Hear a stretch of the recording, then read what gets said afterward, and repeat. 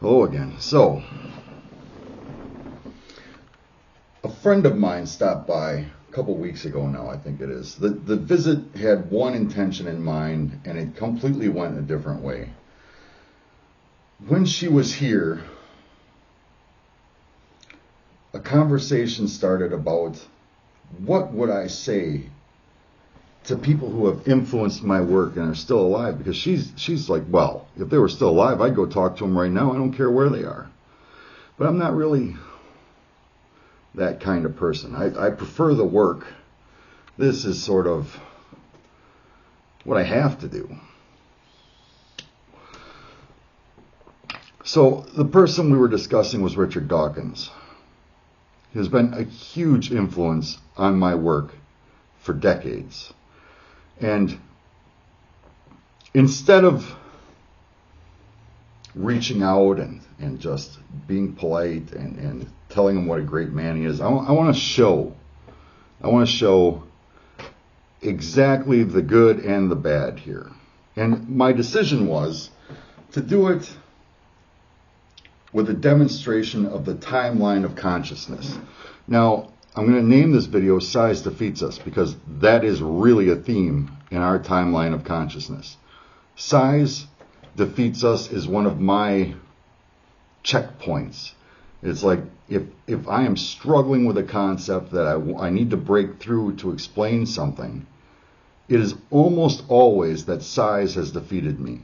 That's the block. There is a connection I have not made, or I am thinking too small. And I'm going to show the timeline of consciousness and how size defeats us.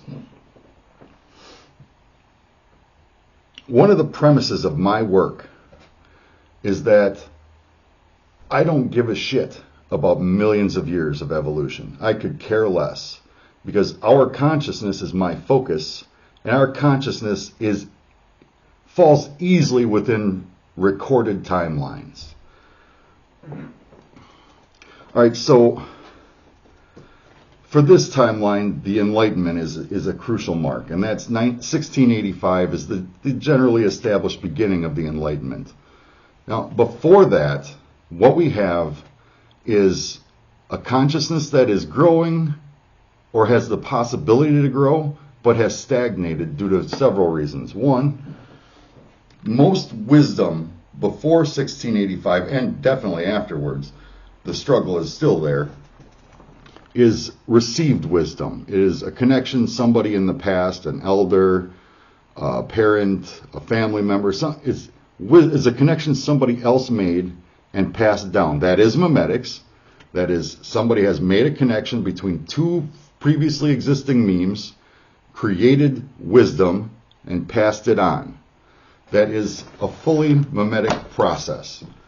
But it is limited. We stagnated for centuries because we were just moving along with what had already been established. And over our heads was looming this enormous entity called the church. The church was made up of people whose consciousness was also stagnating, also working on preferred or previously attained wisdom, previously made connections. We stagnated for all this time, and the break comes, we think, in 1685 with the start of the Enlightenment. So picture this. For all of the time that consciousness has been a replicator on this planet, up till 1685, it has basically been spinning its wheels, chasing its tail, and going by very little growth, because it's only going by growth that has already been made, and it's just become an accepted dogma, or just that's how life is. You'll see that all over the time, all over the place, even today. That struggle still continues. And I'm going to illustrate that too. All right, so 1685.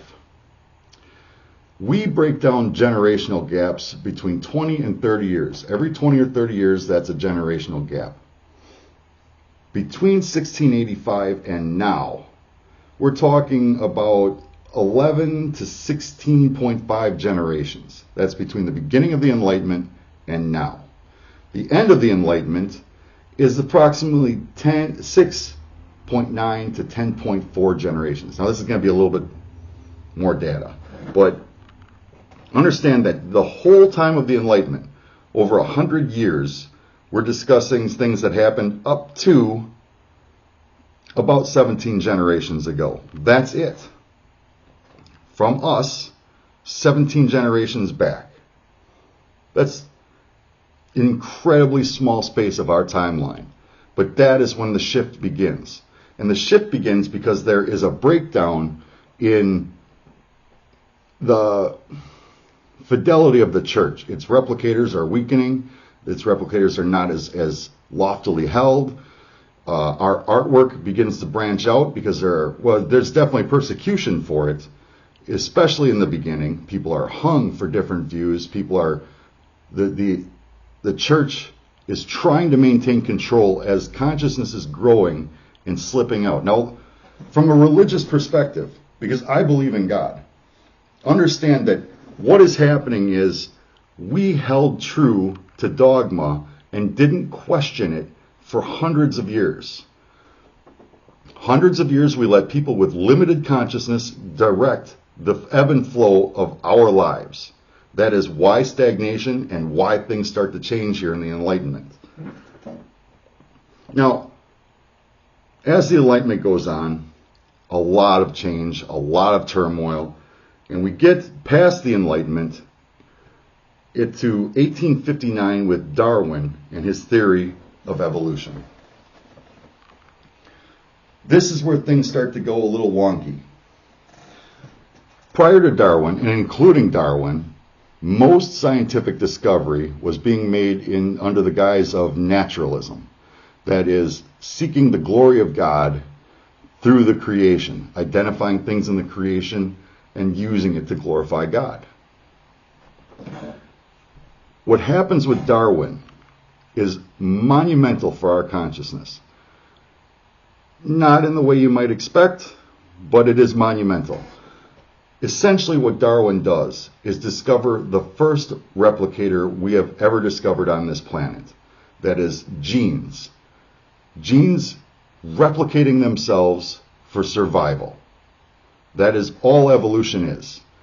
What Darwin finds is microevolution. It's finches, it's turtles, it's changes within a kind, not changes of a kind. You don't get birds and turtles and suddenly flying whatevers. You get changes in a kind. You get to understand the hardy nature of one of the primal tools of our existence. It is replicating genes, DNA. We are getting, that is recognized in 1859, just after the Enlightenment. You don't get Darwin, who is already a man of faith, who is trying to glorify his God through what he discovers in nature. You don't get him separating entirely from the church, because before the Enlightenment, it would have been received wisdom. It would have been heresy. But instead, since it happens post, and I believe it had to have happened post, because the kind of thinking required was probably not in our consciousness. It took from 1685 to 1859, nearly 200 years, for our consciousness developed to a point where we could recognize that first replicator. That's where we are right now on my timeline. And remember, this video is called Size Defeats Us. It is a main principle in my explorations.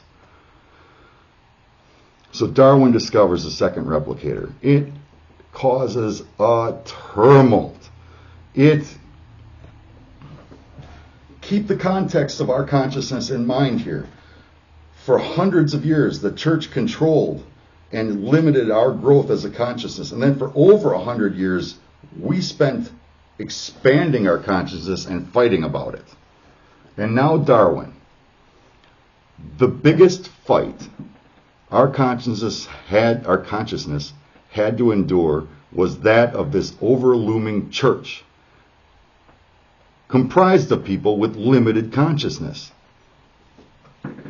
Because even as they do their research and they do their meditation and prayers, they are still limited by that received wisdom. That mindset in the consciousness is still limiting them, especially since now they're trying to hold on to what they've seen as a guiding light for our species for all of those years. It definitely seems like it was one of the factors that kept us from overwhelmingly destroying ourselves. It was just really limited because we still did a lot of that. We're humans. We do that anyway. All right. We're at Darwin. We're just, what? 100, no, we're just 50-ish, whatever years outside of the Enlightenment. We have discovered our first replicator. And the world goes crazy. Darwin is awarded, and he's not even alone. There's a co-discoverer of evolution. I don't even want to go into all that. This is going to be a long video anyway. From Darwin, we go to the next breakthrough in 1976 with Richard Dawkins. The reason this video is being made. What Dawkins does in 76, the year I was born, which is, I like the symmetry. I don't think that there's any special meaning to it. I just really like the symmetry that the two best works to expand our consciousness were done the year I was born. I just like that. Dawkins discovers, I say discovers, but more like he recognized the existence of a second replicator with memetics. For Dawkins, consciousness, I don't know if he ever equated it like this, but I imagine he did in his thinkings and maybe even published it. I don't know. For Dawkins, consciousness is something ruled by memes that are busy trying to replicate themselves. This is it's a natural move because he's working on a basis of understanding genetics and how it tries to survive. So when he recognizes the second replicator, he gives it that principle. He gives the memes that principle of trying to survive and using us, our consciousness, to do it. This is size defeating us.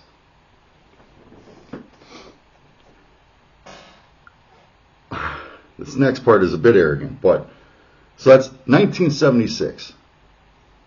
Up until, all the way up until, for thousands of years, there either is no working consciousness because we are something else and consciousness is not a replicator on this planet, or there is and it causes a ton of tumult and is, what we end up doing with it is repressing it.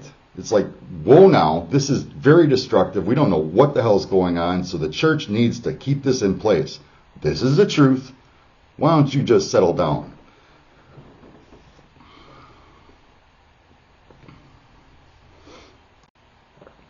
All right. I'm getting a little bit ahead of myself here. We're in 1976. Great year, by the way. Dawkins has recognized that there is a second replicator. Now, the first replicator's discovery from Darwin sent us on this tangent that, look, we don't necessarily need there to be a God. This could all happen naturally in enough time. Given enough time and enough probability, this could all happen on its own. That is the direction science takes, and it takes it in a big way. There are incredibly intelligent people who are showing this rebellion of trying to get God's influence out of science entirely. They're signing pacts in blood, 4 of them. You can look that up. Anyway, because they're convinced, they have conviction that God needs to be taken out of science. It's just muddying the water and we're not getting where we want to go to.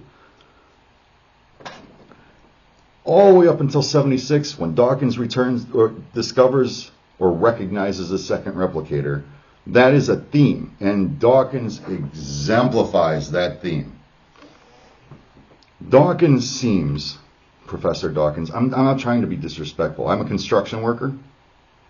have never been in your world where I call people professor or sir or anything. The furthest I go is boss, okay? So Richard is fully in this world where we need to get God or the sense of anything supernatural out of science. And that, from what I can tell, becomes his life work. From writing books like The God Delusion to... Now, let's explain this replicator he's recognized. What he names it is memes or memetics. It is akin to genetics in that it's trying to show that ideas in our consciousness are trying to fight for survival. He's taken the gene, the archetype of a gene, and made it into something for consciousness. What memes are, according to Dawkins, is like, let's say the golden rule. Do unto others as you would have done unto you.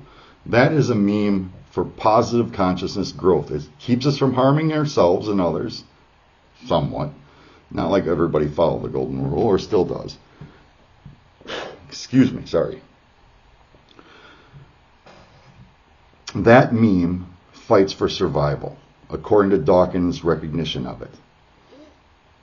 Now, size is something that it's very useful. This discovery is very useful for him because he and people that understand it are reassured that, look, this explains why we don't need God to have these replicators. We don't need them because they take care of themselves. And the proof seems to be more solid now with the recognition of this. And in fact, science does grow further. But what also grows is this division. See, what happened with Darwin was a new religion was formed. That was we don't need anything supernatural to explain everything we find in our existence. Dawkins amplified that and used his work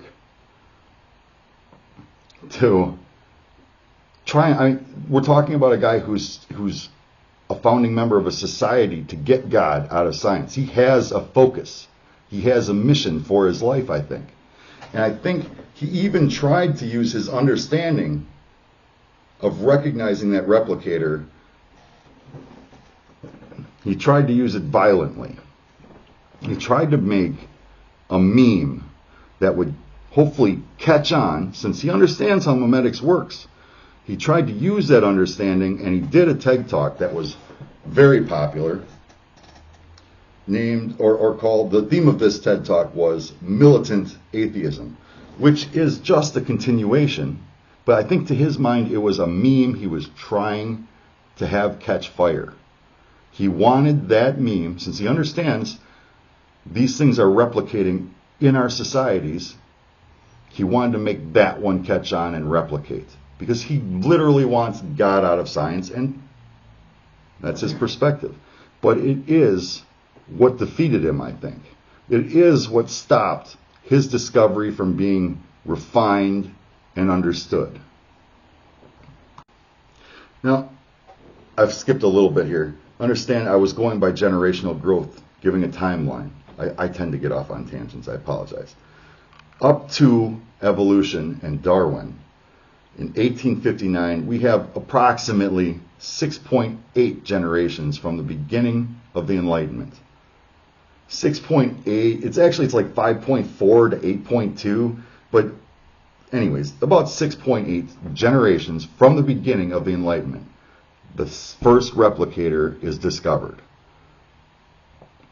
That's an incredible shrink. I mean, you're talking about no growth all the way up into the Enlightenment, and then just less than 7 generations later, we have the recognition of the first replicator we've discovered. That is genetic evolution, microevolution. Now, from Darwin to Dawkins, that has sped up incredibly. We are talking about a generational gap of 1.5 generations to 2.3 generations between evolution, discovery of our first replicator, and Dawkins, the discovery of our second replicator. It went from 6.8 generations at Darwin to 1.9 generations at Dawkins. That timeline is shrinking, and I'm going to show you the significance of that. So what we have in 76 is Dawkins' discovery or recognition of the second replicator. I was born that year, so I know how many years it's been since that discovery has reached its usefulness. And that is now. That is with me and people like me who are now realizing what our consciousness is. Barely 2 generations. That means a discovery was made by a brilliant mind in 1976.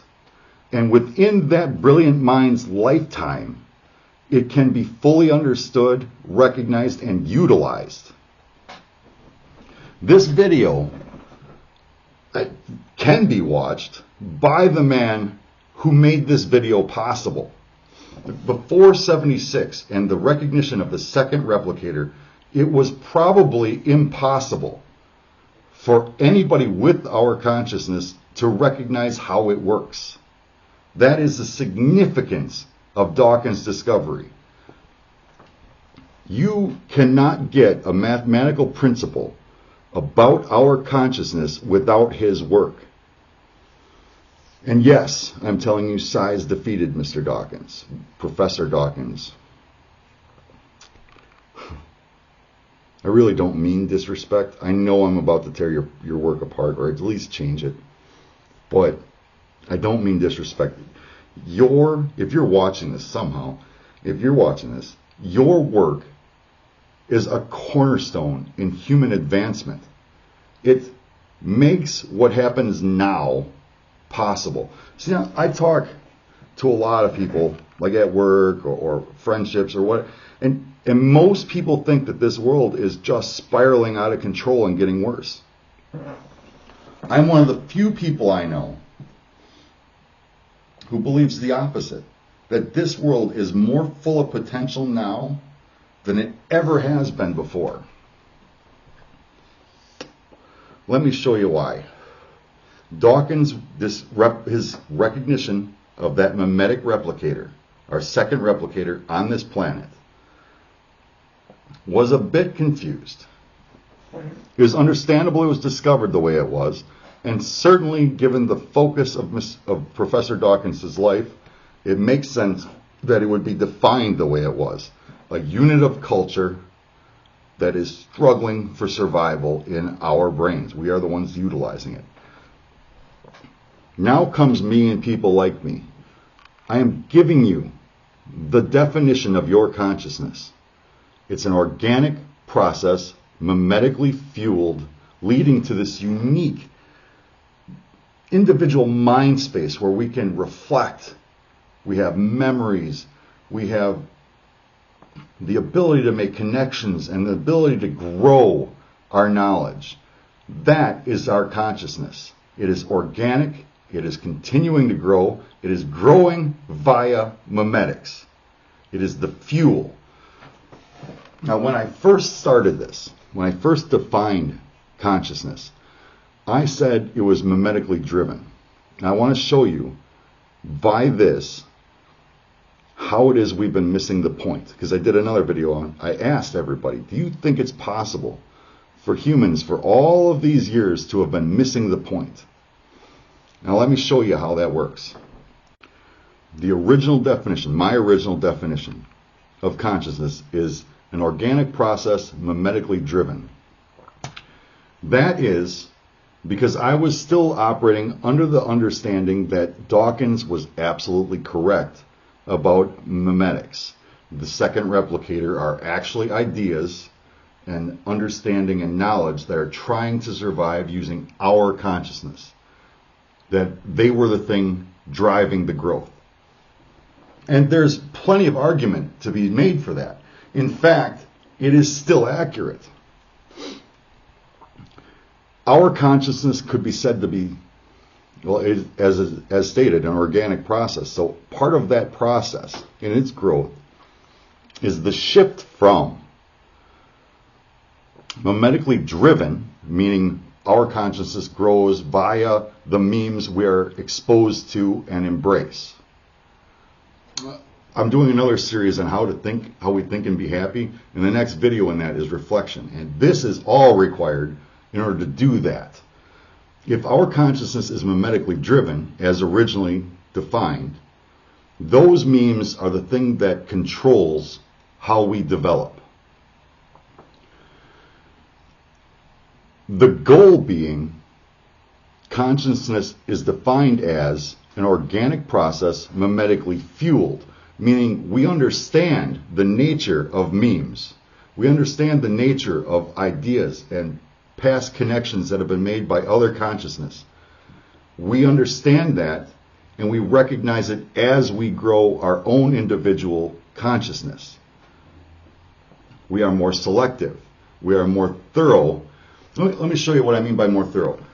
One of the people that Richard Dawkins influenced was David Deutsch, who I loved his TED Talks. And one of his talks is responsible for where I am at right now, about good explanations. See, when we are mimetically driven, we aren't limited by good explanations. We take them, those memes take us. Once we select them, they select us, and we don't really control it anymore. We aren't looking for good explanations. But the difference between a healthy and a stagnant conscience is that we are selecting the memes we want to grow our own consciousness, not allowing it to happen to us. It is now mimetically fueled, not driven. For me, the memes I select follow a specific pattern. They follow, they have to live up to David Deutsch's explanation of good explanations. Before the Enlightenment, all this received wisdom we got from our elders in our past, they are a source of bad explanations. If you watch his TED Talk, he does it way better than I do. I'm not good at this communication part, but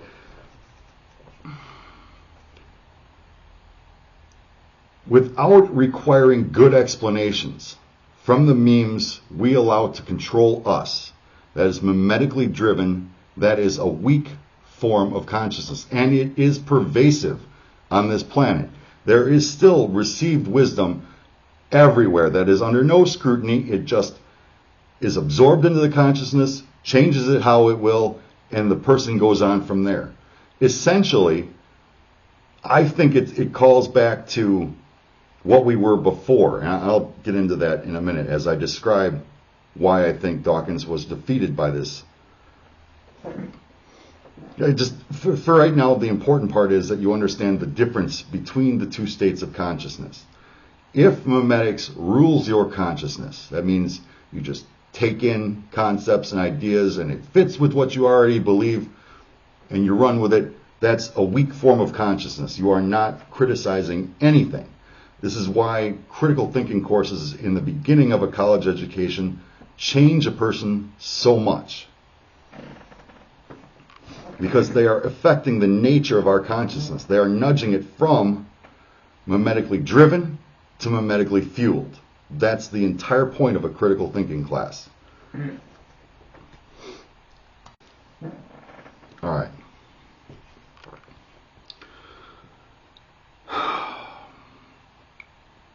Professor Dawkins.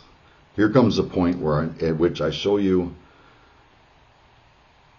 See, I feel that you embraced, if you're watching this, you embraced an absolute, and you ran with it. You made it a cornerstone of your work. You embraced an absolute, and that comes with certain risks. I don't know why I don't find anything talking about this anywhere. I've watched you debate religious leaders, intelligent people that believe differently than you do. And I've watched as you both sides make the same argument, and it's driven me crazy for a long time, because your work is in my mind and has been for a long time. While I was stagnating for decades, just doing nothing but accumulating data and doing nothing with it, you were always there. You and Deutsch were always there telling me what was happening, what I was recognizing, and what criteria I should use to judge it by. But I have never seen anybody on the other side give this argument for it. Darwin discovers the first replicator. That is genetic replication. Survival of the fittest is what it comes down to for Darwin and for everybody that follows him. Nobody gives that credit to intelligent design or a God or... Look, if we are influenced by God or outside influences beyond our comprehension, this is how they've done it. If we are created, one of the tools in that creator's toolbox is genetic replication. That is the level they think on. That's the level they operate on. I want to make something. This is a solid way to make it and ensure it survives. It is the perfect way to set up housing for more replicators.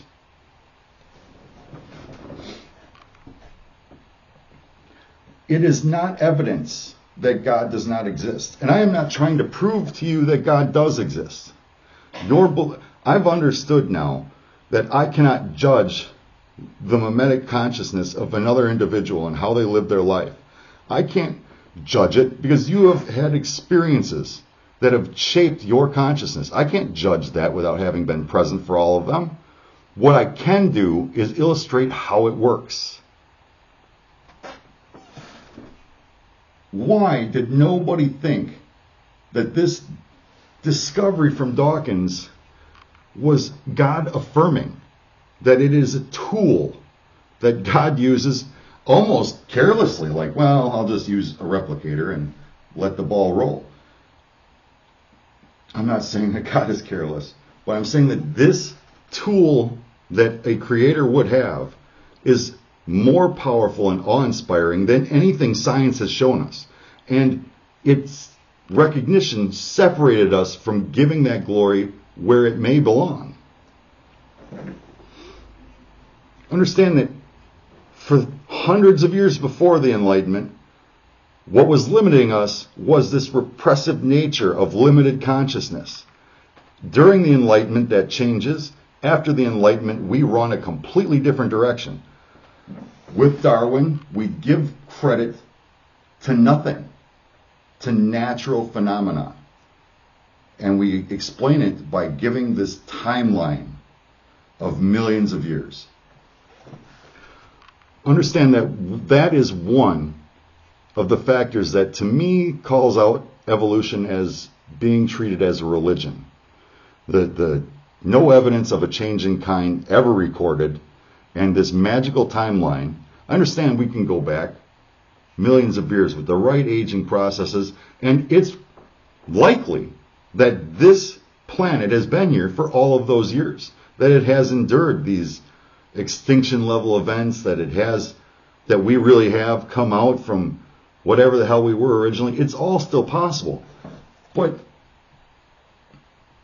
in light of this, it takes the focus away from separation from a designer, a creator, and gives glory to. Why did nobody, no preacher that debated Dawkins, why did nobody make that connection? We are conscious individuals, we made a discovery, and somehow it was proof that everything we believed before was wrong. That this dichotomy of good and evil was really just something innate in anything that exists at our level of understanding. That it doesn't have any real world applications for the universe as a whole. I think that was size defeating us. And it continues with Dawkins in 76. Because all Dawkins' discovery seemed to be utilized for was further cementing the ideas we are already pursuing. I saw another TED Talk. Her name is escaping me right now, and I apologize. But she understood that flawed vision of Dawkins's discovery. She proclaimed that the beauty of it was that all of everything we see now could be done in the absence of anybody intelligent or any designer or any creator. That was exalting. It's an example of how exalting missing the point can feel. You can make a connection. You can gain understanding. Feel exalted by it. I know how this feels very, very well. And you can still be wrong. Exaltancy in discovery does not give it merit. It doesn't make it true.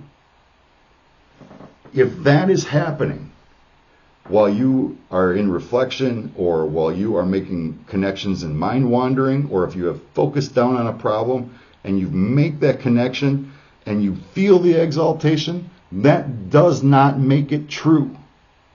It's a magnificent feeling, but it is not proof. And scientists, theologians, psychiatrists have been making this connection and feeling this exaltation while being at least capable of being wrong. If you are listening to this and that hits you as, I don't know about that, we've got quite a lot of evidence. Look, if you are certain, if you are absolutely certain that you know the truth, this is the same problem.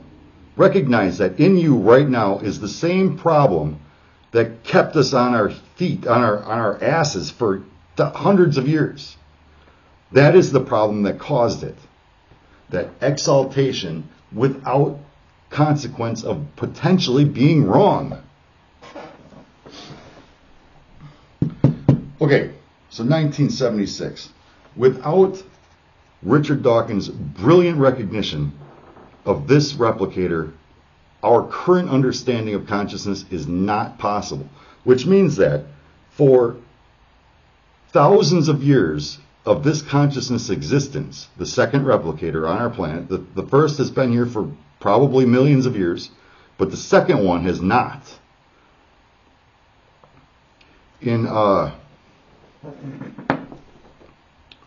I talk about it a lot, but a second work was published in 1976. I love the symmetry by Julian Jaynes, and I realize that it's almost 40 minutes now, and I apologize. But when Julian Jaynes made his connection, he was a psychiatrist who was working to understand why is there schizophrenia in our populace? Why is it everywhere? What is it? Is it a holdover from something? What is it? Why is it there, and what can we do about it? He did a magnificent work on trying to understand our past and how our consciousness evolved. I don't know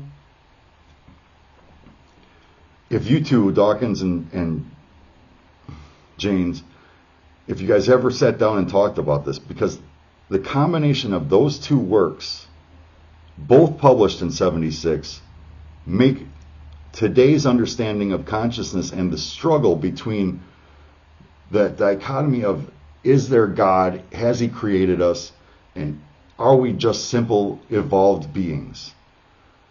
Those two works make that connection possible. Look, and maybe it's just me. Maybe it's just those two works that made the connection possible for me.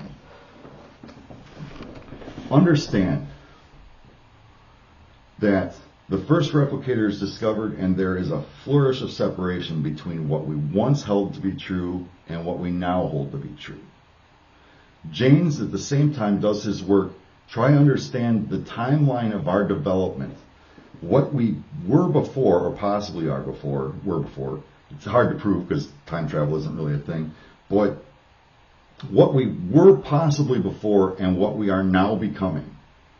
And publishes at the same time. These two books, it's hard to read The Selfish Gene by Dawkins if you're not really into this sort of thing, because most of the book is talking about nature and ecologically sound systems.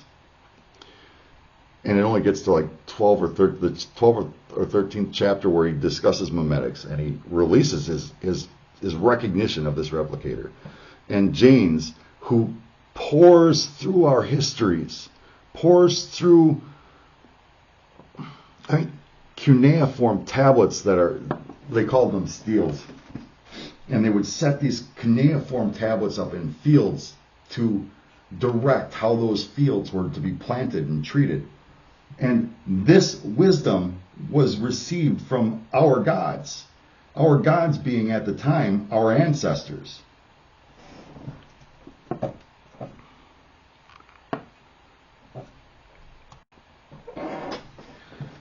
For me, I grew up in a Christian home. For me, there's no way I could make peace between the generally held belief in our society of evolution and what I know to be true. I know that there is a struggle between two opposing forces. You may call them good and evil. I describe them as creative and entropic energy. I've seen it in fractal theory. I've seen it in growth and stagnation of consciousness.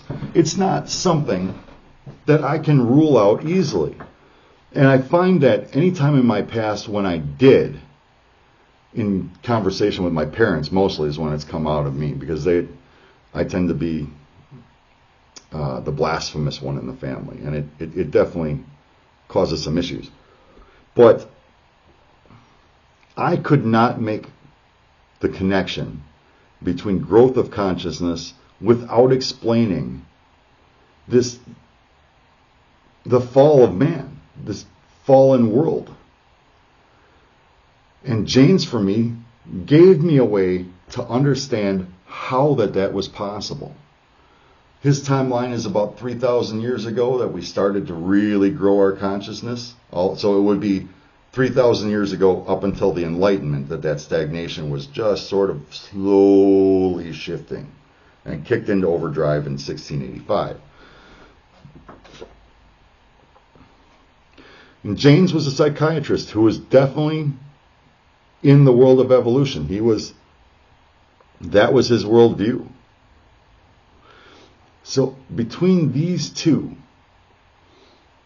who were both trying to explain things from the perspective of pure evolution, did more to clarify the understanding of God, the nature of God, did more to solidify his presence than any thinkers that have come before. I've said, in 1976, before that, there was probably no possibility of understanding human consciousness.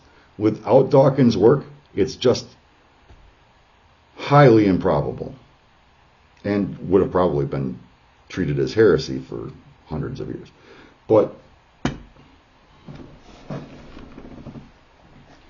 so what does the second replicator give us for proof of God, or for understanding how God works? Now I'm talking to you from a creation perspective. If we are created, how does that God work? What are his goals? Why did he do this? Why did they do this? Well, from established works, we can see that the way God did it was through solid genetic replicators, which is a hardy creation right there, and an incredibly powerful tool to have in your toolbox. Jaynes explains that prior to the second replicator, we were probably very different beings.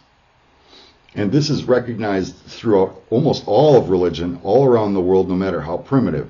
We weren't once one thing. To Jaynes, it was a bicameral human being. and then a change occurred. For Janes, it was the dawn of consciousness.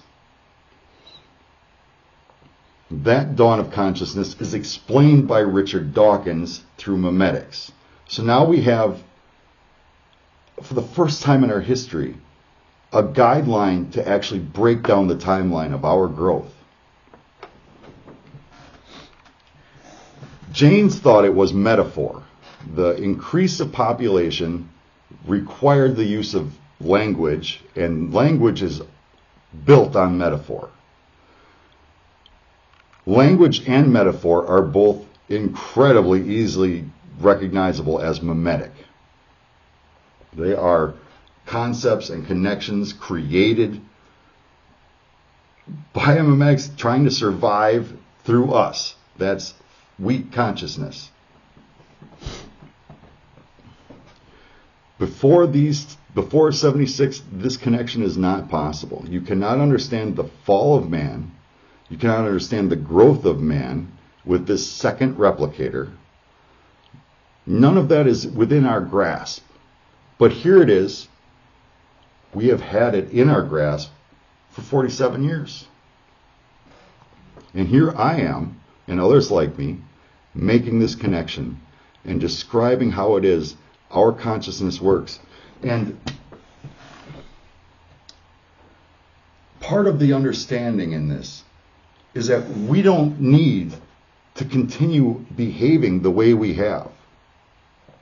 The system we operate in is thousands of years old. It was cobbled together when we were probably not conscious. It was continued as our consciousness grows, and we sense as we ramp things up, we've since just used it. It's like we use it to beat ourselves down. It is more like a limiting factor than a growth factor.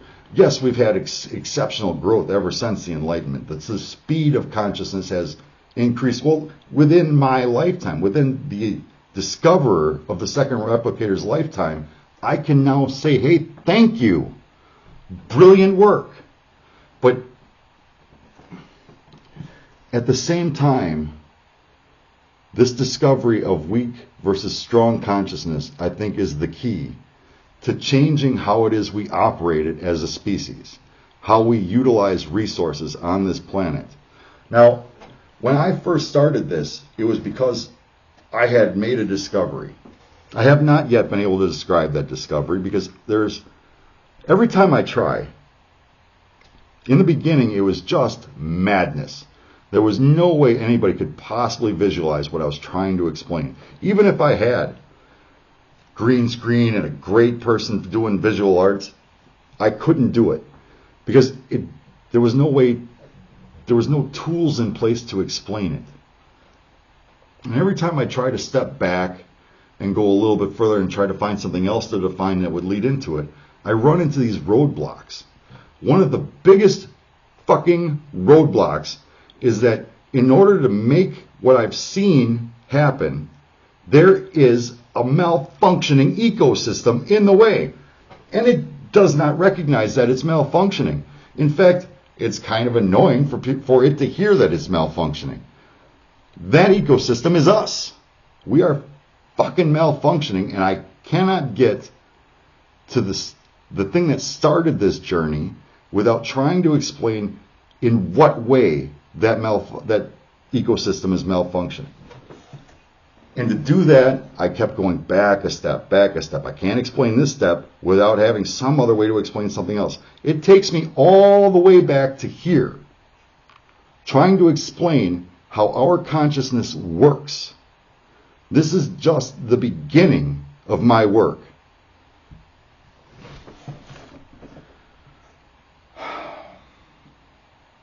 And I'm 50 minutes into this video. Nobody watches these things beyond 5 minutes, so nobody's watching it here. God, I hate that my nose itches when I make these videos. Look, the thing I am trying to build towards, I probably won't even be able to explain in my lifetime. Because the probability of this video being seen, fully watched, and understood, it's the barest of a start. Well, we're 50 minutes in, nobody's actually watching this, so I'm going to smoke.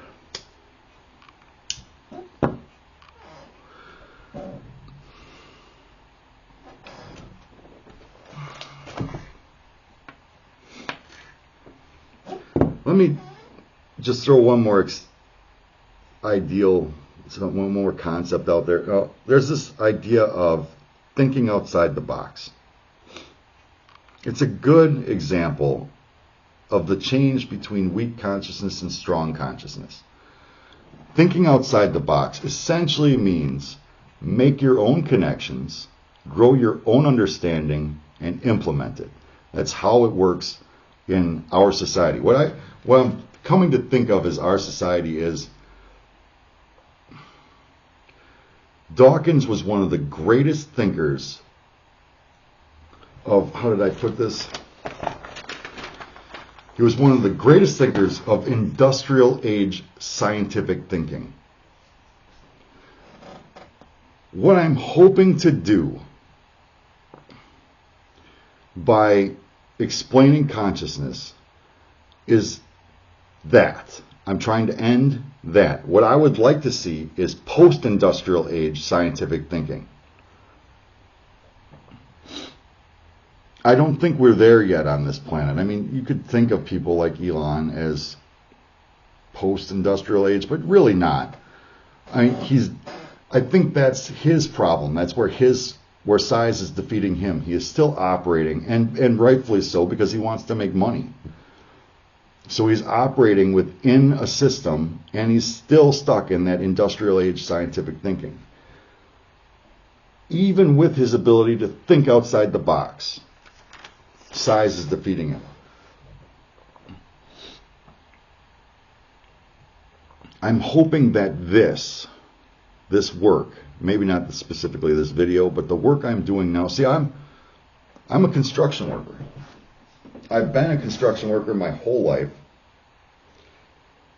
And in construction work, we have things called side work, side jobs.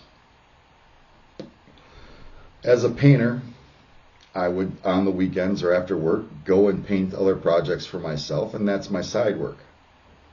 This has become my side work. Odds are, if it ever has an effect, all I would want from this side work is to positively change anything, to wake up anyone, that this is how we work. And if you understand how we work, you can choose how you grow. I feel that. See, the next step in this would be companies like green energy companies. One of the malfunctions in our ecosystem is that we do not properly utilize anything on this planet. You know what? I'm going to go into this in a different video. This is almost an hour long. And I know nobody's watching at this point, so I'm just sort of ranting. I've got such huge ideas for these green energy companies but in order to get there, without doing it arrogantly or for my self-gratification, I have to start here. Because the proceeds from any of these companies that I might want to build cannot be run the way it has been run. It can't be just another example of a broken ecosystem. It has to, whatever comes next in this post-industrial age scientific thinking must include a change to our society. Because if we just continue along this path, we're going to end up in expanse level territory where it's basically us flowing out into the solar system with a bunch of us being servants and being beaten up by all the resources that we value. That is hell. I'm trying to avoid hell for the future of our species. by explaining how we work.